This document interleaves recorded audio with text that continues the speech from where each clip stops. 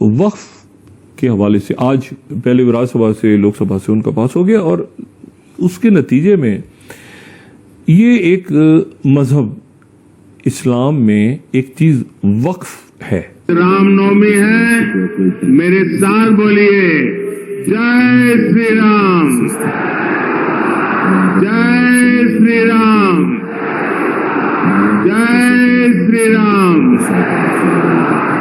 वक्फ संशोधन विधेयक अब कानून की शक्ल ले चुका है। राष्ट्रपति ने इस विधेयक पर मंजूरी दे दी है।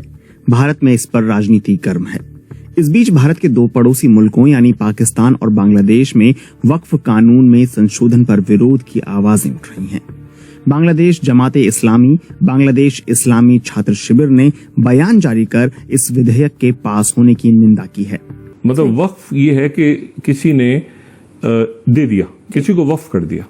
मतलब वो जो चीज है कि जो वक्फ की है उस चीज को फिर आप ना कहीं फरोख्त कर सकते हैं, ना कहीं वो कोई प्रॉपर्टी ना हुकूमत, वो आपने किसी ने वक्फ किया है, वो अपनी जायदाद में से किसी ने दे दिया है। वही पाकिस्तानी मीडिया ने इसे मुसलमान समुदाय के खिलाफ बताया है।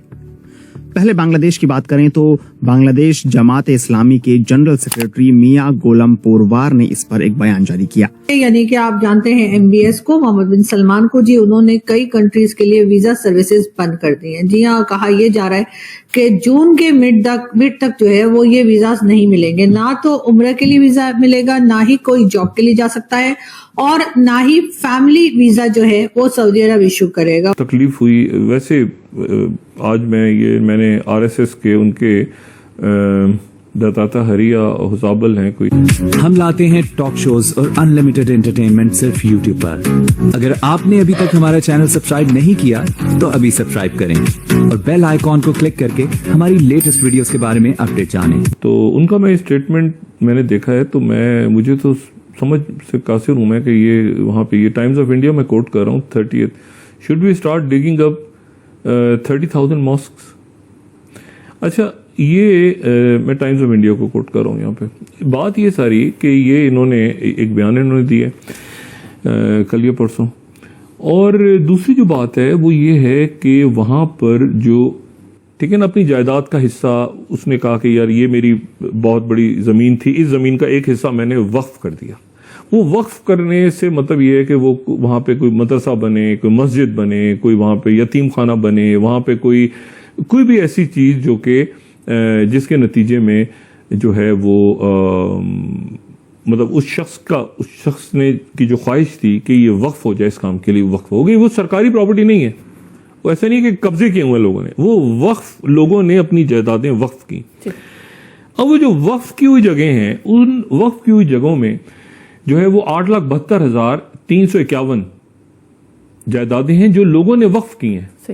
ठीक है, वो ये भाई लोगों ने पैसा बनाना होता तो लोग हुकूमत को या किसी को प्रॉपर्टी बेच देते और ले लेते पैसा। लोगों ने वक्फ कर दिया कि यहाँ पे ये काम करें आप, ठीक है, वक्फ हो गए। अच्छा, ये भी मुमकिन है कि किसी अदारे को चलाने के लिए किसी ने कहा कि यार ये अदारा आगे कैसे रन करना है, तो साथ हम एक दुकानें भी बना लेते हैं, वहां से आमदनी आएगी। वो जो बड़ा कॉमन ही होता है पूरी दुनिया में, तो वहां पर ये वक्फ जायदादें हैं। अच्छा, ये जो है ये 9,40,000 एकड़ से ज्यादा है। अब इनको जो है और 1.2 ट्रिलियन रुपीज से ज्यादा की जायदाद।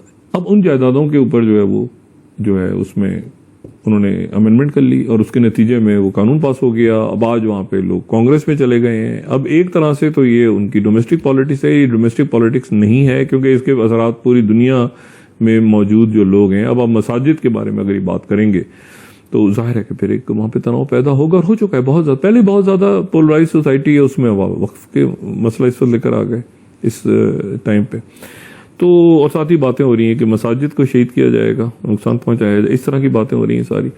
तो ये बड़ा तकलीफदेह है मामला। बात सारी ये है कि और इसमें मुख्तलिफ चुनाव में और बाकी जगहों पे जो है वो कलकत्ता में और दिल्ली में कई जगह मुजाहरे भी हो रहे हैं, सारा कुछ हो रहा है। लेकिन ये कि ये एक बेवक्त की रागनी होती है ना, जिसकी कोई तुक नहीं बनती कि आप कहेंगे यार ये पूरी सूरत हाल में जो दुनिया के हालात हैं इसमें आप क्यों बेचैनी पैदा कर रहे हैं। पाकिस्तान में बेचैनी पैदा है, उसे कम करने की कोशिश हो रही है। यानी पाकिस्तान का हर शख्स इस वक्त ये सोच रहा है कि इसको हम बलूचिस्तान के इशू को कैसे रिजॉल्व करें, मुज़ाकरात किन से करने हैं, किन से नहीं करने हैं, कहाँ से BLA कौन है भाई, किधर से फंडिंग हो रही है, क्या मतलब वो शोधा की बात हो रही है।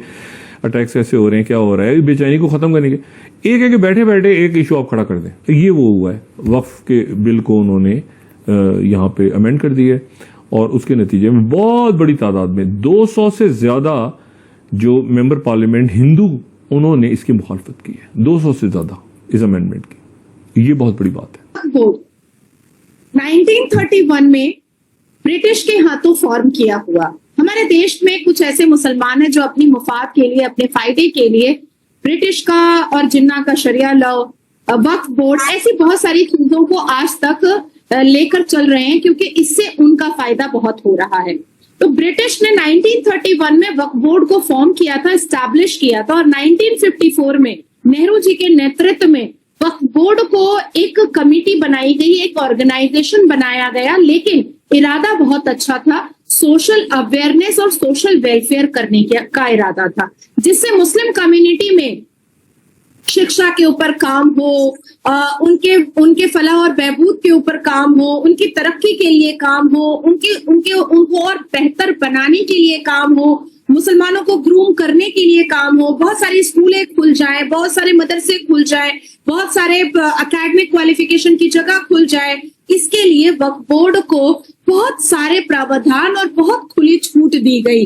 हालांकि 1947 में जब देश का बंटवारा भी हुआ और देश आजाद भी हुआ, तो भारत से जाने वाले जो पाकिस्तान को उन्होंने चूज किया और वो चले गए, उन्होंने अपनी सारी संपत्ति को वक्फ बोर्ड को दिया, क्योंकि नेहरू जी ने वक्फ बोर्ड बना दिया था, तो इसलिए उन्होंने सारी संपत्ति अपनी वक्फ बोर्ड को दी ताकि भारत में रहने वाले मुसलमानों को किसी भी चीज की कोई भी तकलीफ ना हो। लेकिन पाकिस्तान के एरिया में जो हिंदू रहते थे और उन्होंने जब भारत को चूज किया, तो उन हिंदुओं की संपत्ति को पाकिस्तान के सरकार ने कब्जा कर लिया और वहां के हिंदुओं के मदद के लिए उस संपत्तियों को बिल्कुल भी नहीं रखा और ऐसी कोई बोर्ड नहीं बनाई जो उनको बनाकर देनी चाहिए थी हिंदुओं को।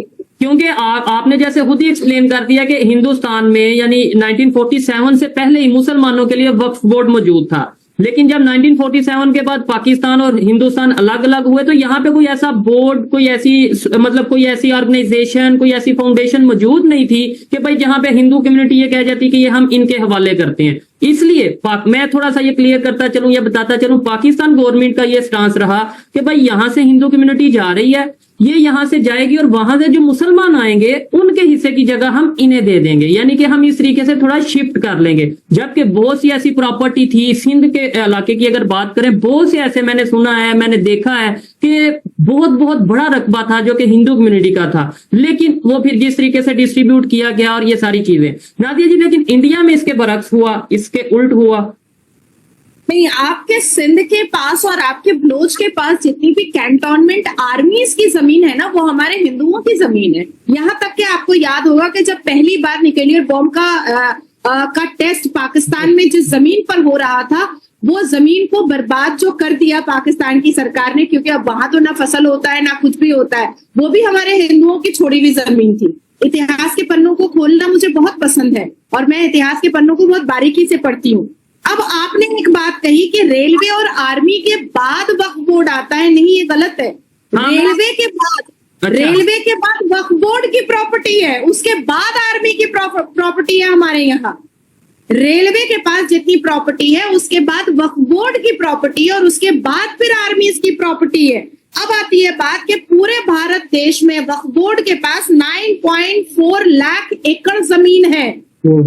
9.4 लाख एकड़ जमीन है, जिसमें 80% से ज्यादा जमीनों पर डिस्प्यूट और केसेस चल रहे हैं। मतलब इसका ये है कि अभी आप कंफ्यूज मत होइए, शक्ल कंफ्यूजन वाला मत बनाइए। मुझे समझ नहीं आ रहा ना, मतलब के केसेस चल रहे हैं, यानी अगर बोर्ड भी है तो फिर केसेस चल रहे हैं, इसका मतलब कब्जा वगैरह का इशू, जो मुझे मतलब समझ आता है। क्योंकि आजादी के वक्त में जब उनके पास कुछ एकड़ जमीन थी जो छोड़ी हुई थी, उसको उन्होंने कब्जा कर करके 9.4 लाख एकड़ बना लिया। अब वक्फ बोर्ड वालों का कहना है कि ये तो डोनेट की हुई जमीन है, दरगाह के लिए, कब्रिस्तान के लिए, स्कूल के लिए, मदारस के लिए, इमामबाड़े के लिए, इन सब चीजों के लिए डोनेट की हुई है। अब सवाल ये पैदा होता है कि जब एक व्यक्ति ने डोनेट कर दिया है आपको, तो फिर वो न्यायपालिका क्यों जा रहा है, वो कोर्ट क्यों जा रहा है और आपसे केस क्यों लड़ रहा है और आपको कटघरे में खड़ा क्यों कर रहा है, ये सवाल पैदा होता है। तो आपको ये वीडियो कैसा लगा कमेंट बॉक्स में जरूर लिखिए। इस वीडियो को लाइक कीजिए, शेयर कीजिए, सब्सक्राइब करना ना भूलिए आपके चैनल EFC.Z को। मिलते हैं अगली वीडियो में। जय हिंद।